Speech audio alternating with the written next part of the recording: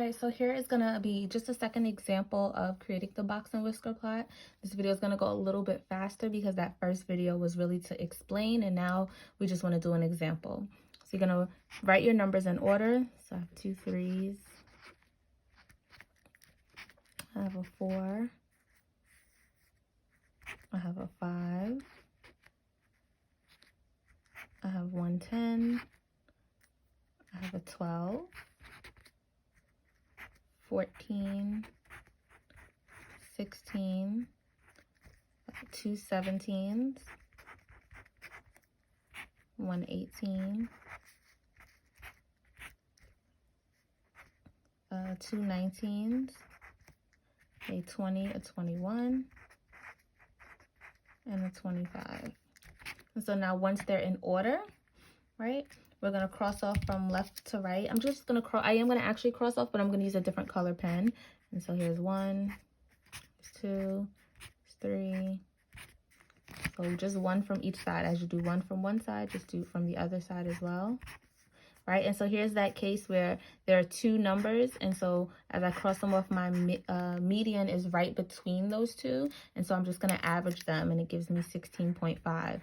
So you add the 2 and then divide by 2. So 16 plus 17 divided by 2 gives you 16.5. And so here's my lower set, and here's my, here's my upper set, and here's my lower set. I'm going to find the middle number here. So I'm just going to cross off the other way. So here's 1, 2, 3.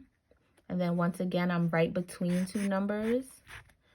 Okay, so I'm going to add them together. 10 and 5 is 15 divided by 2 is 7.5, and I'm going to do the same thing on the other side, 1 from each side, and my middle number is here, which will be 19. Okay, my minimum is here, which is 3, and my maximum is 25. And so I'm going to just write them out. Sorry, I didn't even see the poll here. So I'm going to write them out, and so my minimum is 3, Q1, right? This is Q1, Q2, or your median, Q3. So Q1 is 7.5, Q2 is 16.5, and Q3 is 19. Okay, and your maximum is going to be 25. So my number line needs to fit between 3 and 25. And so you can totally count by ones and hope that you have the space, and make sure you're using a pencil to do it. So if you make a mistake, then you can fix it, or if you're doing it on your computer, then that's easy to fix. I'm going to do by ones, but you can also do by 2s, 4s, whatever it is that you choose to count by, that's perfectly fine. And so maybe I'll count by 2s. So here's 2, I'll do 4, 6, 8, 10, 12, 14, 16, 18, 20, 22, 24, and I need another space, so I'm just going to add 1 here and move my 2 over, because I didn't use a pencil, right? And so here's 2, 4, 6, 8, 10, 12, 14, 16, 18, 20, 22, 24, 26. Ideally, before you start writing them in, you should probably count and make sure. So if I did the tick marks and then counted, it would show me that I didn't have enough, but it ended up working out fine. And so I'm going to draw a line at each of my markers here. And so I'm going to do it actually below just because I don't have space, but yours should be above. And so my minimum is at 3. You can actually do it on the line itself as well. So let's do that. I'll do it on the line itself. And so my minimum is at 3. 3 is right between 2 and 4. Q1 is at 7.5, which if 7 is in the middle, 7.5 is about right here. All right, Q2 is at 16.5, so if 16, 18, 17 is in the middle, 16.5 is about right there. Q3 is at 19, which is right between 18 and 20, and your maximum is at 25, which is right here.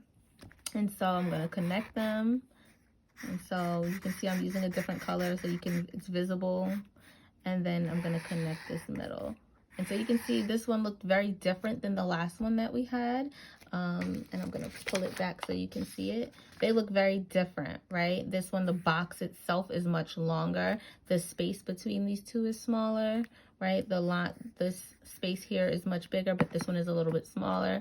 And so they will look very different. And so here's your minimum. Here's Q1. Here's Q2. here's Q3, and here is your maximum. Okay, the only other thing that they can ask is your range. And your range, you know, to find your range, you're going to take your largest number, which is your maximum. So my maximum here is 25, and I'm going to subtract my minimum, which is 3. And so your range is 22. Okay, your interquartile range, so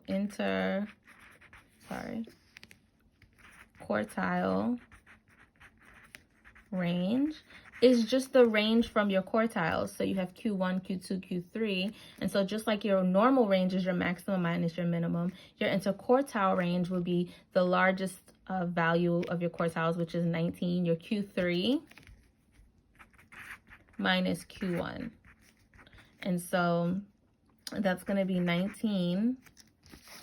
It's going to give you 19 minus 7.5. And so your interquartile range is going to be 11.5.